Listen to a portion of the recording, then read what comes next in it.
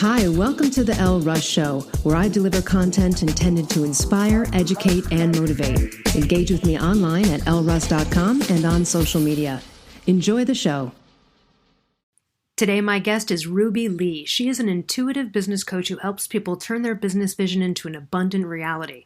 A few years ago, Ruby decided that she had to scratch that entrepreneurial itch. She quit her job as a tech startup recruiter and went all in as an online coach, and within 3 years grew a multi-million-dollar business. Visit rubylee.com to learn more and enjoy the show. Welcome to the show, Ruby.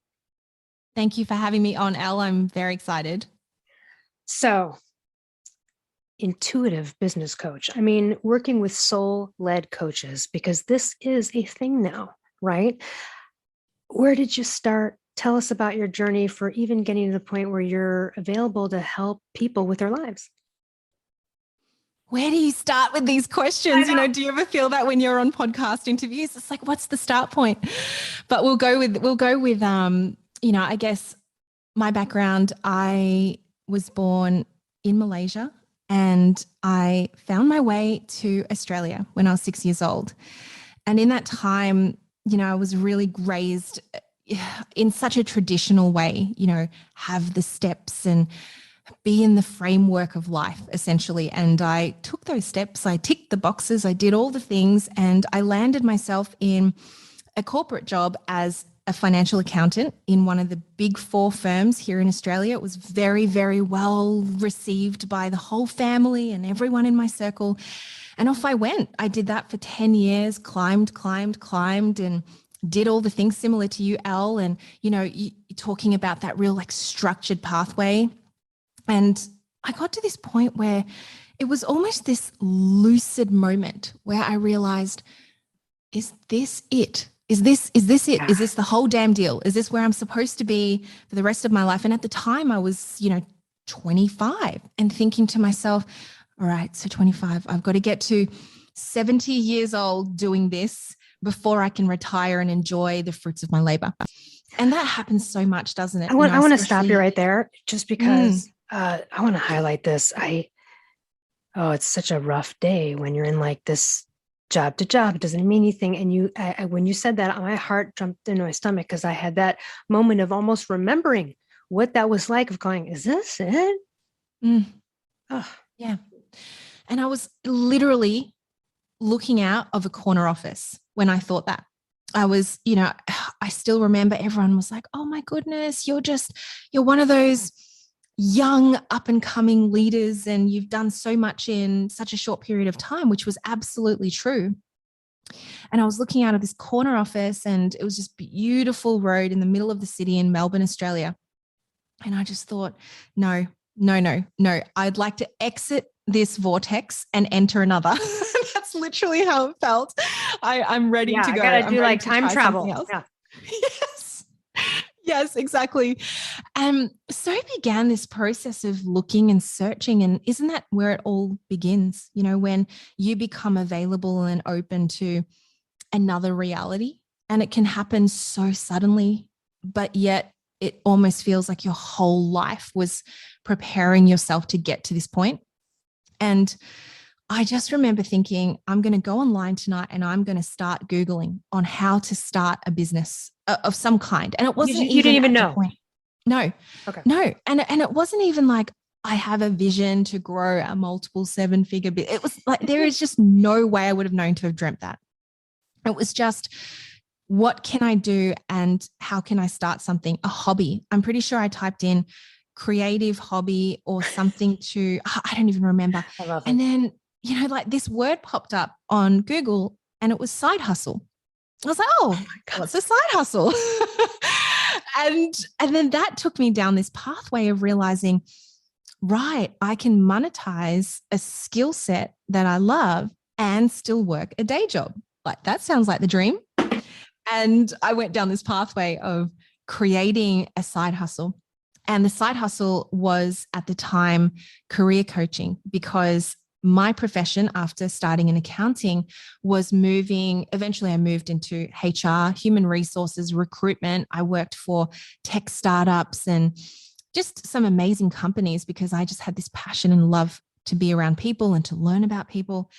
And I thought, well, a great side hustle is to career coach because I know this. I speak to people every day inside of my company. And I tell you what, Elle, it was like no other fire that was lit in my belly. And it wasn't even about just having a side hustle. It wasn't about being able to earn separately. That was kind of a nice to have. It was this passion around life again and feeling so excited and lit up. Like I would go home after a 9 or 10 hour day, sitting on this laptop, feeling so creative. And that just was my life for 3 years. I was side hustling, working full time, bringing on clients. And somewhere in that whole journey, I also had a baby. Like all of this stuff was happening. And I realized that there was just this moment in time where I was asked, it was almost that one moment where I was looking out that side corner office and asking, is there something else I can do?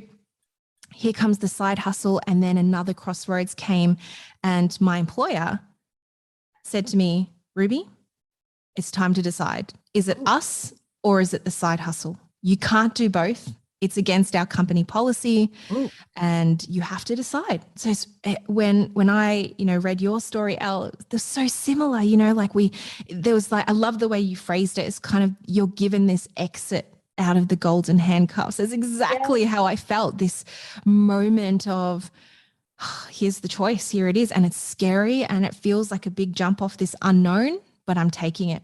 And I remember the day I called up my employer and I said, this is it. I'm going to go all in with the side hustle. And mind you, at the time, it wasn't even making that much money, if at all. It was still so new.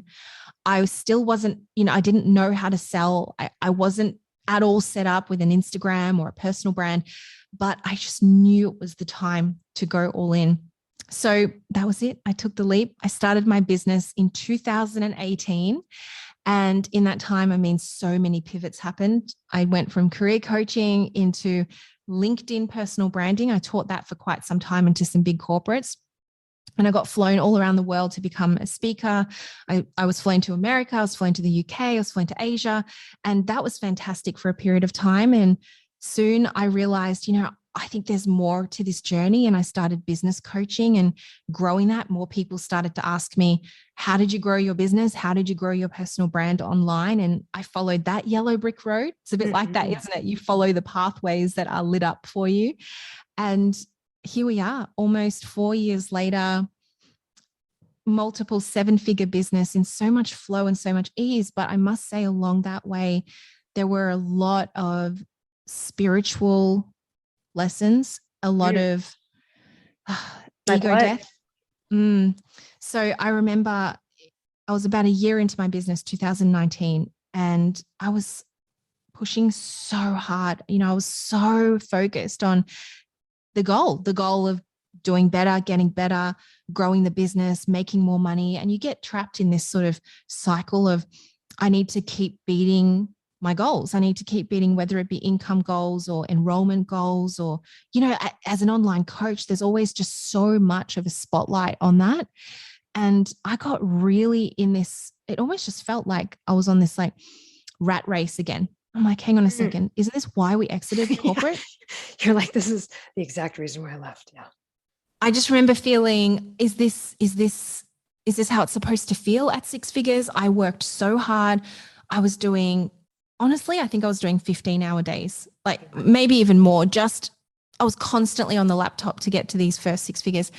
And then not long after that, I got from, I guess that whole week, I got a huge fever. I was totally bedridden.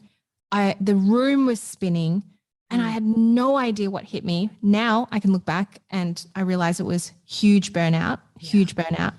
But at the same time, I knew that it was some form of a spiritual awakening. And that's the only way that I can explain that. It was just this deep sense of shedding the old and stepping into the new. And there was just so much going on in my head, in my body at the time. When you have a fever and the whole room spinning, it felt like 10 times the amount of just tripping out. It actually did feel like I was on drugs. It just felt like, what is going on? Did I accidentally, take something or what is happening? And I just remember feeling like all kinds of lightness in my body and then heaviness. And I was just going through all the things. And I remember now coming out the other side, feeling totally reborn from feeling like I needed to do something a certain way, but also realizing I had something greater to give and I had something else to share out there with the world. And for so long up to this point, I had hidden my own connection to source or spirit, universe. I had hidden so much of that because of whatever it was, the social conditioning or, not being able to share my belief system, not being able to share what was really driving the force of my purpose forward. And that 1 week, oh my goodness, Elle, was the beginning of starting this pathway of becoming a soul-led coach, of listening to my intuition, of having more access to my spiritual guides. And, since then, really working with a lot of spiritual teachers and healers and mystics and those that do work in the other realms. And now I coach women in that space. So that's a little bit about how I got to where I got to. I know it's a really long answer, but there's so many more layers and I'm happy to dig in. Yeah. So let's talk about who are some of your favorite spiritual leaders, writers, people that, initially made you rethink some things and kind of get deeper into this part of yourself. So the first person, and arguably a person, I guess, guide that I really started to understand very deeply, very quickly was Abraham Hicks. Do you know them? I do. What's more interesting, well, here's my connection with them. My original material is the Seth works, which is what wow. So my is Seth. So it's interesting because now like people out there have said, oh, Abraham is saying a lot of the stuff Seth said. And, Esther and Jerry used to are they copying? I will say this. I've read enough. There are a few examples that are similar. Seth was the first person to talk about paddling upstream and all this kind of stuff. But I will say that it is undeniable. I've seen enough Abraham, listen to every audio book. There is no way any professional, like Meryl Streep couldn't fake that. Yes. You can't. And they've been consistent. Same with Seth. Like everything is consistent throughout their entire, that'd be too difficult to maintain. So that would be my only, because I know when I bring up Seth, sometimes people are like, oh, Abraham ripped them off. I'm like, yeah, I don't think so. They might've been inspired by in a lot of ways, but I doubt it. But yeah, I love the Seth stuff. So for those who don't know that are listening, again, essentially Abraham and also Seth are considered other entities that are channeled through a person. Yeah, real hippy dippy stuff. You can turn off the podcast right now and freak out, but I'm telling you right now, it saved a friend of mine's life. They actually, an acquaintance, I would say, was in prison for many times. The drug addict kept getting, in prison. They're finally in prison for 3 years. They read every book in the prison. The last book on the shelf they hadn't read was the Seth book. Wow. He picked it off the shelf. He read the back. He's like, channel, fuck this. Threw the book back on the shelf. Was like, no interest, but time's boring in prison. And so he finally picked it up and it changed his life. And it was the whole concept, which is what I think you can create your own reality. Exactly. And, on the Seth and Abraham thing, I have this belief that they came from the same source entity, whatever the case is. And, I also feel, Seth had held the torch for that era. And then Abraham came in and now has been amplified through the internet era. And I think that is just so amazing that it reached someone like me, out of Melbourne, Australia, and I just found their thing on YouTube. It came up on the algorithm. It's just amazing that can happen. And then the next version of Seth or Abraham comes through for the next generation. So I choose to believe it's less about copying and it's more about carrying on the torch and carrying on the message, no matter how the world evolves and how we receive that. And there's an echo. And I love that there is that presence or that that person that's channeling that can really bring that to different generations. So, it's so beautiful. And, when I first came across Abraham's work, it just spoke so much truth. And then of course with Abraham came, others around the sphere. And then I came across my spiritual coach. Her name is Lindsay Schroeder of R&R. And once again, can't explain how I came across Lindsay. She's just one of those amazing souls that is a real guide in the spiritual realm for me. And in many ways, her and I have done a lot of incredible work inside of other realms to help me break through and help me now show up as the woman that I am. Outside of that, I've loved the work around manifestation, learning more about the law of attraction, specific through like To Be Magnetic and Dr. Tara Swart. She's she studies like brain science, but talks about manifestation in this way. Joe Dispenza, another one. So, I think there's just like people in my sphere who show me different elements or different reflections of what spirituality can mean, whether that is really in the ethereal zone or whether it be based in science or whether that be based from heart and knowing and intuition. It's so fascinating when you start to really peel back the layers of that and then apply that through to how we show up, business and personal branding and speaking our truth and being exactly who we are. And that journey, I hope it continues for the rest of my life. I love peeling back the layers around there. Well, let's do that right now. So let's get into manifestation, intention manifestation, one of my favorite topics on the planet. And when I'm coaching people on this, there's always sorts of objections and we can go through all of that. I've done that on many, many shows before, but I guess what I really want to know is, what are your first initial experiences with manifesting? Like when you learned about it and then you were like, okay, hold on, let me try it. What are some of your favorite personal manifestation stories and or that of clients? Because those are always really inspiring to get people to go, let me try it. Gosh, I have manifested everything in my life. Yes. Oh my goodness. Like there have just been so many magical moments. But if we go back to the start and I guess like the time that I really began practicing it and putting it into play, but really from a place of, I don't know if I'm doing this right, but I'm just going to experiment. Right. Let's just see what happens. And I always see it as though it's like the universe comes to us and has a little notepad and is about to take our order. It feels like that. So, the waiter comes along and you put down your order and then off it goes and it's being made somewhere in the chef's kitchen. So I remember saying to myself, I'm a relatively small, unknown business and I have a desire to share my work with the world. And I know the power and the authority that lies within that. I know the healing elements that comes with this. And yet I have no idea how I'm going to grow. And I already, in 2019, I felt like such a needle in the haystack, let alone now. Like there's so many voices out there and doing incredible things.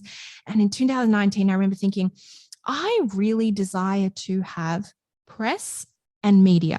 I feel like it would be amazing to be in publications and, to have that authority.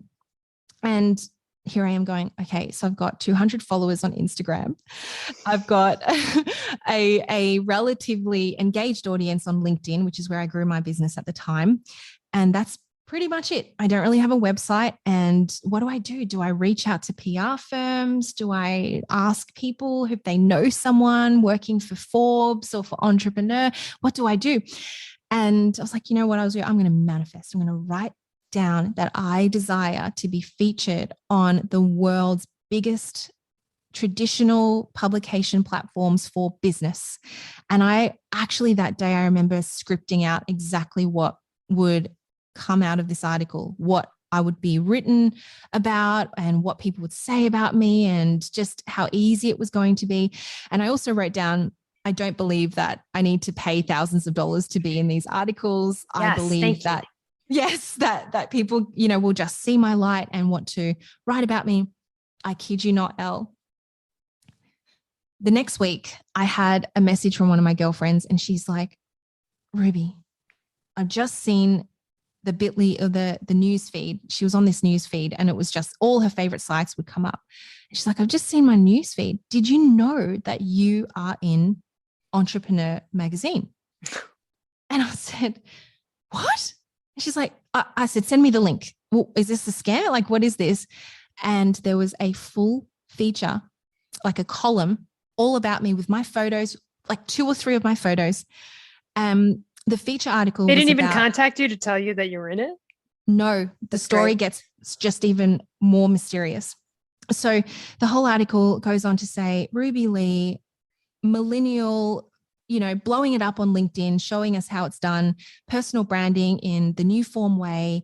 And here are all her videos. And it's so fascinating to watch the evolution of LinkedIn done by someone in her 20s. And I just remember thinking, who wrote this? This is amazing. This is exactly what I wrote down in my journal. Right. And I reached out to the contributor and I found him on LinkedIn and I said, thank you for writing this article about me. This is amazing. And I'm so grateful. I'd love to connect. We weren't even connected. He wasn't even connected with me on LinkedIn and yet wrote this article about me on LinkedIn. And I never heard from him ever, Elle. It was like he didn't exist or did. A ghost wrote that fucking. Just decided to spend a couple of hours writing an article about me.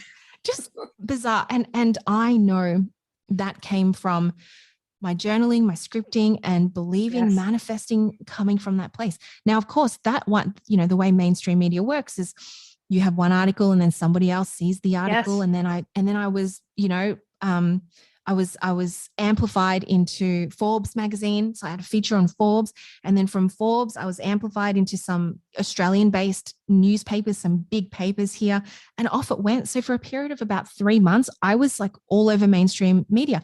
I was doing live radio. I was on live TV. I was on Sky News. I was on Daily Mail UK, and off it went. And without an agent, without needing to pay a cent. And all the articles were so aligned around what I was hoping to be portrayed as in the media, because we know that sometimes it can get a little screwy and a little bit off. I want to interject and say that one of the worst things that happened to me was, I don't know if you have them there, but at the grocery store, there's sometimes in the checkout line, there's like really bad, there's like new diet of the week. And like, then the next page is cupcake recipe. And then, these kind of fucking things. And so, someone published an article on my thyroid book and literally put like works just like lose 15 pounds in a week, or it was just like, they put these, and I remember going, oh my God, never again am I, unless I look over what is said. So, I've had that even happen to me. Now, granted, people can look at that and they realize I didn't write that, but it was a misrepresentation. And I was like, ugh, it's just, it's, and that's the thing, isn't it? With manifesting, we forget sometimes when we put something broad out there, like I would love to be in mainstream media, get specific about what exactly you would like in mainstream media, because it's open. It's an open channel. So there is a lot of potency when you get specific about what that looks like. So for instance, in my case, I wrote, I don't want to pay for it. I don't want it to be some long, arduous review process of which I have to submit 65 reviews of my draft article. Yes. And then I went as far to say, I don't even want to write the article. I don't want to write it. I'm not a writer, or I'm not someone who wants to write in the format of how media wants me to write. Mm-hmm. And I would just like it was done for you. Exactly. I love that. So many things you said about this. First of all,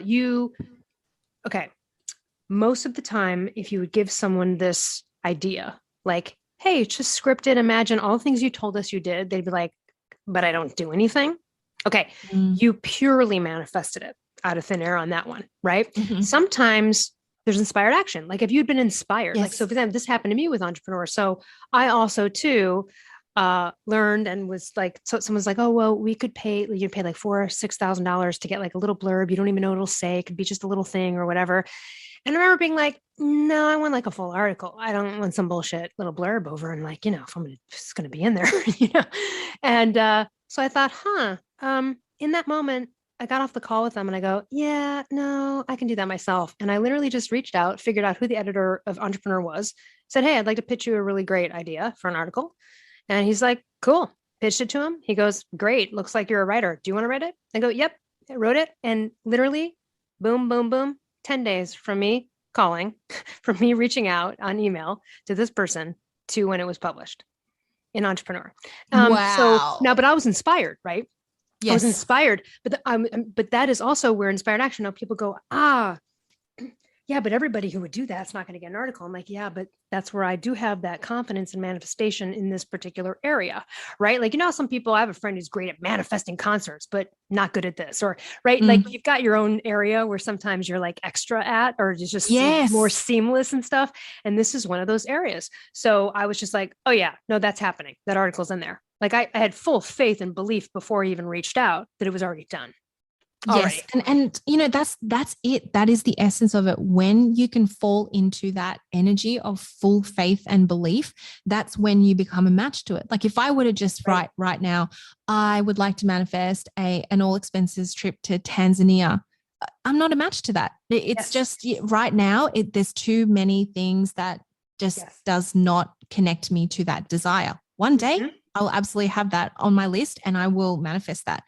But I love this. So my example around inspired action and manifesting, and this is a material desire.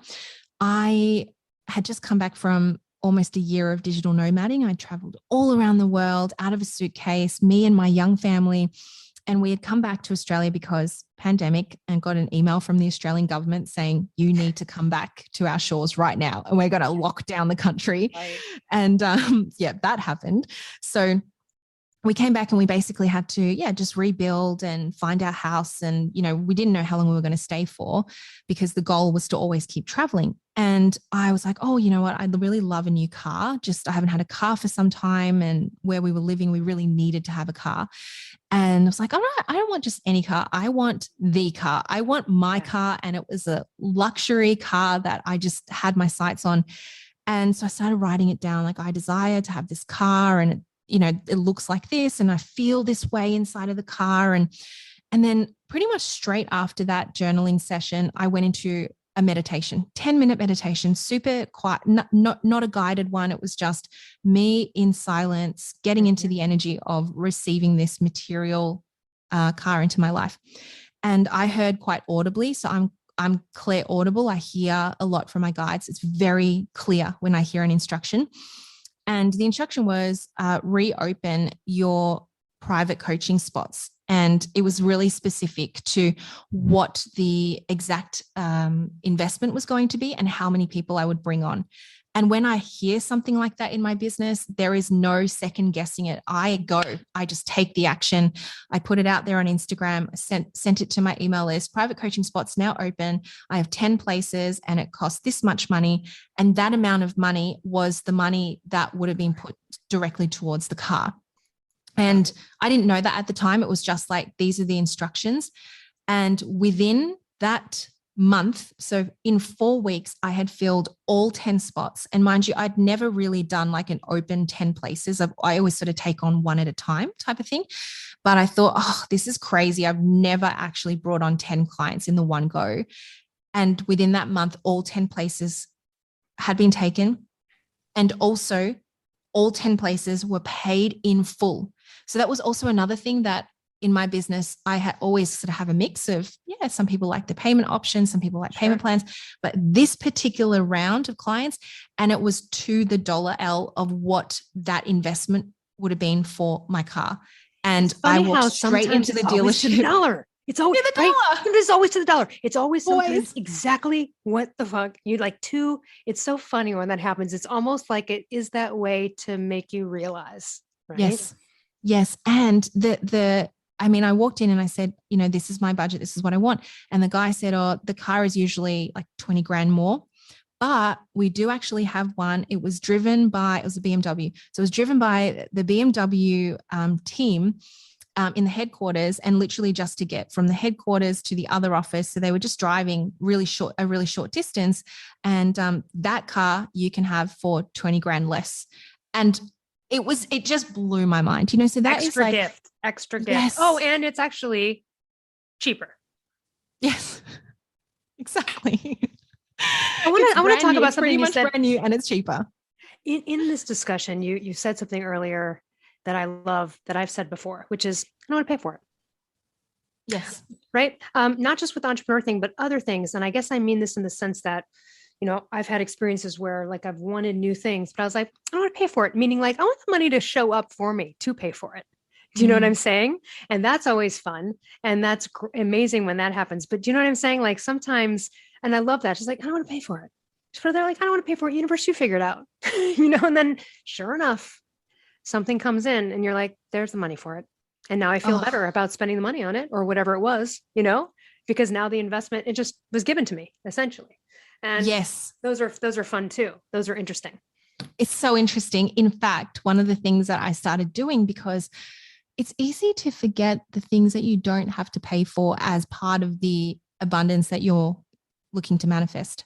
And so I was like, I'm going to bring some consciousness to this, and I'm going to start writing out a free shit abundance list, all the free shit I get, everything. And I just started tallying it up. And I also just and this was over like a 10-day period. That's all. So if you're listening, create a free shit list and just notice what you get for free over the next 10 days. And it was things like, I go and get like a facial done once a month, and my facialist would say, oh, let's just give you a free upgrade. Let's just do a mask. Don't worry, it's on us. Right. And then Apple iTunes Music suddenly said, hey, we give you 3 months of free membership. I went to my local crystal store and she said, oh, I'll give you these 4 little crystal tumblers for free, which would have been like $10, $15 or whatever. And then I go and have a coffee and they give me a free cake because they think my son is cute. So like they give him a free cake, and all these things, they start adding up. Free treatments at the hair salon. I was hosting an event in person. One of my clients was like, I have an event space. You can have that for free. So that's, a couple of $100. People who shout you dinner and drinks and all sorts of things. And I remembered after that 10-day period, I listed it out and it came to around $5,000 of free shit that I'd manifested into my life and did not even realize it. And so bring consciousness to it, because you will see what amazing little gifts of abundance comes your way when you do that. I love the free shit list. And I have one of my manifesting buddies, we always do like, I'll get a text from her. She'll be like, free shit alert. This just showed up, and we always joke around. We just call it free shit. And I love that. And I think that that's also, and I know you would guide your students, your clients, your people as well, which is writing that list is imprinting further the possibilities and potentials, and also what the abundance you already have. And you might be like, whatever, it was a cup of coffee, but I like that you add it up when you put it on a list. And then and look, maybe for someone it's not 5,000 the first week, but you might be like, hey man, that's why I'm, and you just keep going. But I think it's fun because it's an attention to it. It's like attention to receiving by when you're receiving it, putting it down and marking it. And there is something about that is a gratitude thing almost too. And I love that. And I think that that's important. So if you're out there right now, start doing that. When someone gives you, I love that because that's happened to me with facialists, right? They'll be like, oh, hey, I give you a mask, or something happens somewhere and someone upgrades you. In that moment, go, let me think, how much would that be? Let me write that down, put it on my free shit list. Yes, exactly. And one of the other things I very recently started to do was, I remember thinking, I use all of these products and hair, makeup, skin, whatever it is. And, you see like the influencer generation. I'm not an influencer by any means, but, I coach a lot of influencers who get a lot of free shit, like in contra to sharing the brand. And I'm like, I'm fascinated by that. I'm going to see if the universe and I match to the idea of getting free products and services of which I would pay hundreds of dollars for. And, a girl in her skincare, there is no stopping us, right? We will just, we'll just pay whatever. And I just got some free shit worth $200 and I'm all over it. If anyone wants to give me free skincare, that is just like the ultimate. Exactly. And so, I reached out to my skincare brand that I really love. And I said, I love your stuff and I've used it for 6 months. And, is there any way that I can share more of what you do? Are you looking for ambassadors? Are you looking for people who can share your amazing, products? I kid you not, they sent through a package with 10 products amounting to $1,000. And they were like, yep, just use it. And, all we want, if you just want to tag it on stories here and there, it wasn't. And when I also scripted this into my journal, because I thought, oh, this would be fun to manifest, I also wrote down, coming back to the specific theme, I don't want to receive free shit from brands that I love and be tied down to a really big brief of all the things I have to say and all the points that I have to touch on and having to make 15 reels. I'm not interested in that. I want it to be casual. Yep. Yeah. Free and clear, no obligations. Yeah. And that's it. And so one brand after another said, hey, we can send you this fitness brand. I do a lot of Pilates. So they're like, oh, if you wear our stuff and tag us, that would be amazing. And they sent me $500 worth of fitness gear. So it's amazing when you put yourself out there and you're a match to that, how quickly it comes, how quickly it shows up. My listeners will laugh when I say this, but when I got some free grass-fed meat from a company, I was like, from Rep, I was like, I think this trumps everything in my life. I don't know. I don't know even if the books and everything, but getting free meat, I don't know, for someone like me. And grass-fed, that is luxury. Yeah, grass-fed, beautiful. I'll just give that shout out, everyone. L15, repprovisions.com, Oklahoma, born and raised amazing cattle. But no, there's an advertisement at the end for it. But yeah, I mean, this is one of the brands I also really represent, and I don't represent a lot of brands. And that's the other thing too, is you've got to say no. I've had so many approaches over the years for people, and they'll be like, hey, we want to send you some stuff. But if it's something I kind of know I won't even fucking use, I'll go, hey, look, just letting you know, I don't really even use this stuff. So don't waste your time. Mm-hmm. I'm open on my end. And also when I got a call from someone who sent me the skincare the other day, they wanted to talk to me. And I said, hey, listen, I want to be really honest with you. You can send me this product, but I'm picky. And if I don't love it, I'm not going to post anything about it. So you are taking a risk. I'm one of those people that just because you give me a friend, you can choose to say no. I won't be offended, but I'm just letting you know. And now most of the time they respect and love that, but that also gets me out of at all, right? Any kind of feelings about obligation, because I am very clear from the get-go. And I think if you're a coach out there, no matter what you do, you're going to get people who want you to help them sell stuff. And you just have to be really out of integrity with that. If it doesn't feel right, don't do it. Or if it's really not something you use and care about. And that's why I only promote or influence for a very few group of companies, because I'm too picky. And if I want it, I also really feel I can't go out there, and that just wouldn't be dishonest for me to promote something I'm not regularly loving, Exactly. And, once you start opening that portal of receiving free stuff, you will notice it so much more. And you can also say no to it. And that's it. There's exactly the same as you, Elle. I've had recently it was a membership platform for meditation and fitness. And I just said to the founder who'd reached out to me, I love that you're putting something like this out there in the world. I just don't think I would use it, because I go to a Pilates studio and I meditate without having, a guided meditation. That's my style. And I just don't think that I would be the right person to promote this, because my audience will know, they know me so well that all of a sudden I'm promoting, something that I wouldn't personally use. You can smell it from a mile away. So be authentic with what you are receiving and sharing. And, I think that will just start to attune more and more of what you want, and that'll come to you in a much more potent way. Since you're leading and helping soul-led coaches, they're probably already coming in with a certain grasp of understanding they're creating their own reality. I imagine. I'm sure you're helping them with that. What are some of the themes with these coaches that you see that are stumbling blocks or objections they have that, of course, they overcome, but that people come into it with thinking whether it be fears or a theme, I always see that people are afraid of X or, what is it? Well, actually, so Elle was just on my podcast and we were talking all about confidence, and, we really honed in on that as an author a best-selling author who's talked all about being confident as fuck. That was so valuable, Elle. And that is one of the big blockers of, you have amazing coaches who have not just the skill set, but also the knowledge and also an incredible purpose. But all of that dies a very slow death when you don't have the confidence to show up and share it. And that is honestly one of the big blockers around what the difference between those that put themselves out there and they're confident enough to share their truth and to ask for the sale and to just be, as opposed to those who stay in their own shadow or their own version of feeling small.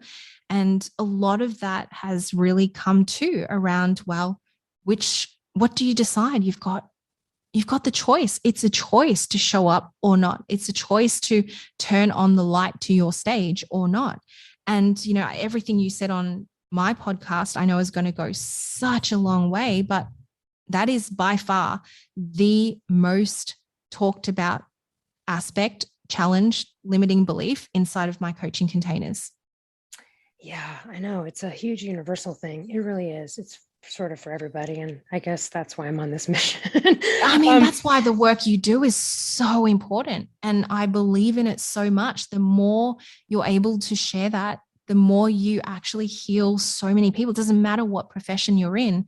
Confidence and feeling in your own personal power isn't that the thing that unlocks so much in this world? And you could be one person right now going, oh, what's even the point? Someone's already done it. And, I only have 10 followers and who's going to listen? But it's that confidence that magnetizes the audience or magnetizes people towards you. And it might just start with 1 or 2 or 3 people who then go on to recommend you. But in 3 years, you'll look back going, I'm so glad I took that first step because look where I am now.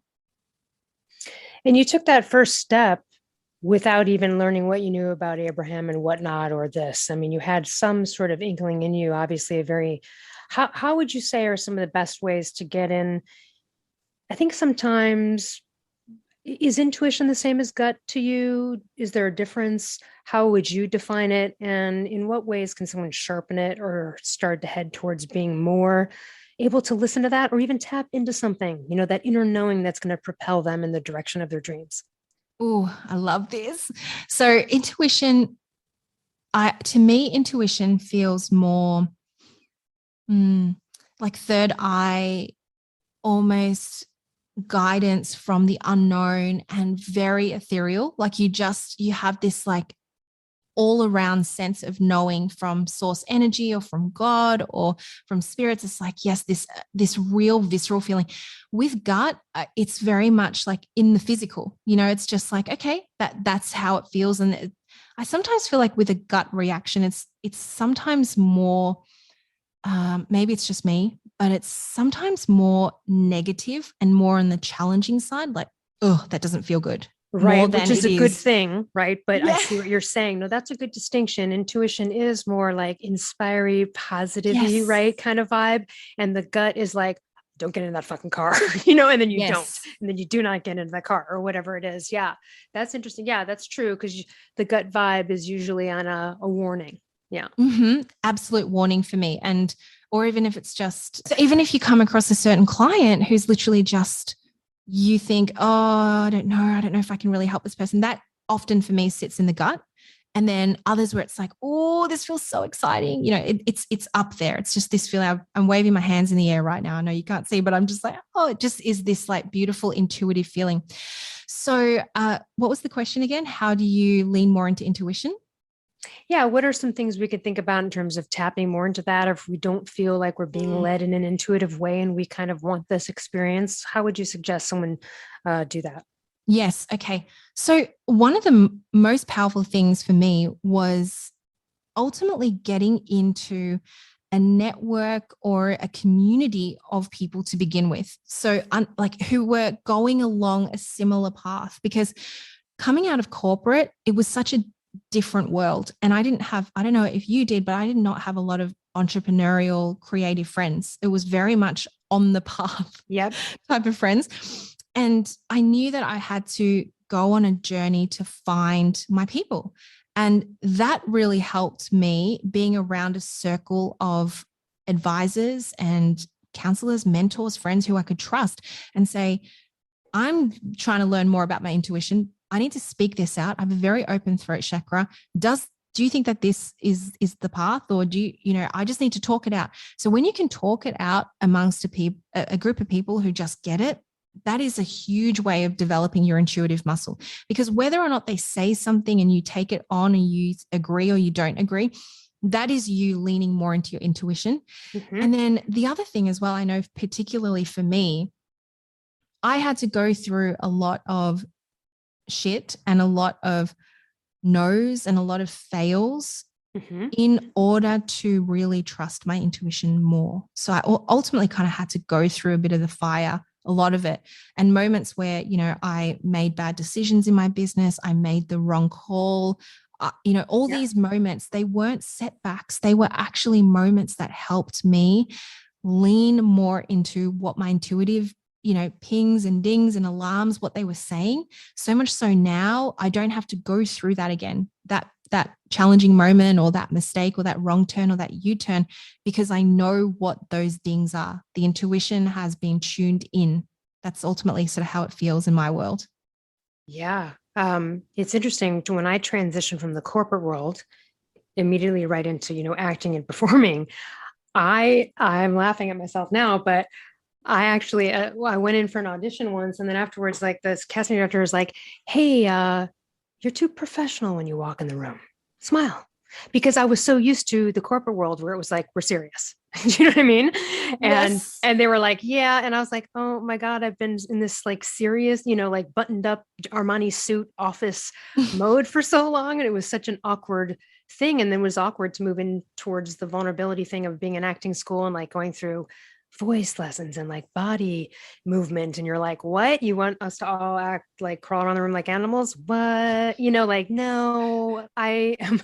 So it was just, it was interesting because I'd been in that corporate kind of mindset and had to be like, okay, got to open it up here, Oh yes. Like one of my first ever group programs that I held in my own business, I thought I was in a full suit. I really was. I was in a blazer and I was in a pencil skirt and I look back at that recording and I just think, oh, that's so cute. Just nowadays when I show up, I'm literally, sometimes I'm just in the jeans and a t-shirt, other times I want to get, a little bit more zhuzhed up, but it is what it is. Like, I think whatever the energy is holding for your program or your business, take that, own it. But I still remember that was my first ever blazer moment in my business. And that was it. That was the goodbye to the suit section of my wardrobe. Good riddance. Good riddance. Couple more questions. You were a digital nomad right off the bat. What's 2 places you definitely want to go back to? Italy. Italy has my heart and my soul. And I mean, it's just amazing. I stayed in this beautiful little tucked away villa in Sorrento. And there was this grotto at the bottom of the hill. I would sit there and I would journal, and there was this really beautiful beach club, and you could walk right down, in Italy, all the beaches are like down those like jagged looking cliffs. So you walk down through this tunnel that some ancient person probably dug through, and you get there and you're greeted by an Aperol Spritz, and you just think, life is fucking good. Like you just get there and it's so gorgeous. Yeah, I haven't been, but I had a little essence of it. I mean, I've been to the south of France. I feel that way about where the mountains meet the sea, but I am dying to go to Italy. It just looks so amazing. Yeah. Wonderful. Okay. So Italy's one. What's another one where you're like, yep, going to go back? I mean, 100% the United States. I'm not even saying it because you're from so there. Funny, really? Okay. Yes, you've been how many times here? 4 or 5 times. And then the last time we were there was just before the pandemic. We lived in Huntington Beach for about 5 months. Well, and for all the Californians listening, don't know this joke. Good thing you didn't stay there during the pandemic, because that was a rough place to be during the pandemic. I heard we made a lot of friends whilst we were there, and they were like, you got out at the right time. Right. Yeah. It was like the wrong place in California to be for what shit was going down there. Yes. Yeah. Yeah. So yeah, HB, we were there and I just loved it. I love, I actually really love Texas. There's just something, I don't know, there's something about it. I've been there 3 times now, and I don't know, I just feel like there's such a beautiful connection there with Texas. So yeah, America and the US, the dream is have the Australian base, have the Italian holiday home, and then have a second home in the US. And I'll be checking up on you, and you're gonna come back on, and we're gonna do a video episode, and we're gonna show the vista from that. Yeah, I would love that. I would love that happening. Listen, you offer so much to people. Tell us how we can work with you. I know you do like some great live courses and stuff like that. Tell us how we can work with you. Do you at all do one-on-ones anymore? Or, give us what you got. How can we be in your presence and get juiced up by you? Thank you so much for asking. So you can come on over to my Instagram. I share all of my live courses there. I'm the type of gal who launches every single month. I have something open. I love it. That's the way that I've always loved running my business. P.S. I had a coach once who said, you should stop doing that. You should only do one thing and you should only launch one course. And I tried that for about 3 months and went, no, I can't do that. I'm the girl that just goes and launches and creates, and I love it. And we spoke a lot about that on my episode with Elle over on my podcast. So you can also find me over at the Rituals podcast. And that's probably the best way to get stuck into what's going on. I do take on some one-to-ones from time to time. At the moment, I'm booked out until April. But if you want to reach out and speak to me about that, then let me know. But I've really enjoyed this experience, and I teach a lot about having a soul-led business, melding energetics with business, and of course, teaching you how to use journaling as a platform to create your dream business as well. I love it. Thank you so much for joining us. And also, we'll put all of the things to connect with you in the show notes. Are you most active on Instagram? Instagram is my place. Yes. Okay. Right on. Well, thank you so much. And to everyone else, we'll see you next time. Thanks, Elle. Hey listeners, over the years, a ton of companies have approached me to collaborate, but I will only promote companies whose products I believe in and that I actually use and consume on a regular basis. So let me tell you about some of my favorite companies that I can offer you discounts for. Rep Provisions, an amazing company doing incredible things for our planet, topsoil, and animals with regenerative agriculture. And it's my #1 source for quality pasture-raised meat and chicken. Visit repprovisions.com and use code L15 for 15% off. I'm also obsessed with a company called Carnivore Crisps. They make a lean, all-natural, and delicious alternative to conventional snacking, made with just real meat and real salt. Totally addictive, and my favorite ones are the beef brisket and the ribeye. Visit carnivorecrisps.com and use code PALEO10 for 10% off.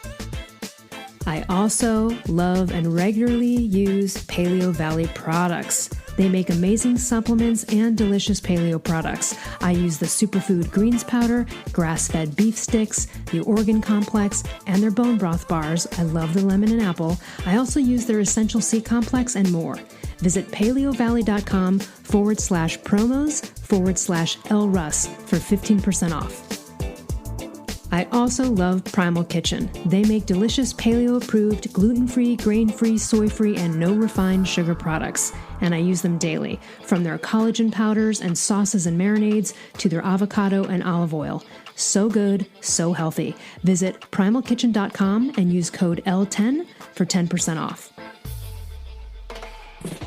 I also love paleo powder and use it almost on everything I cook. They make incredible seasoning blends, and they also have these incredible grain-free coatings that feel just like crispy breadings that you would have had prior to knowing that there's another way. So visit paleopowder.com and use code L15 for 15% off.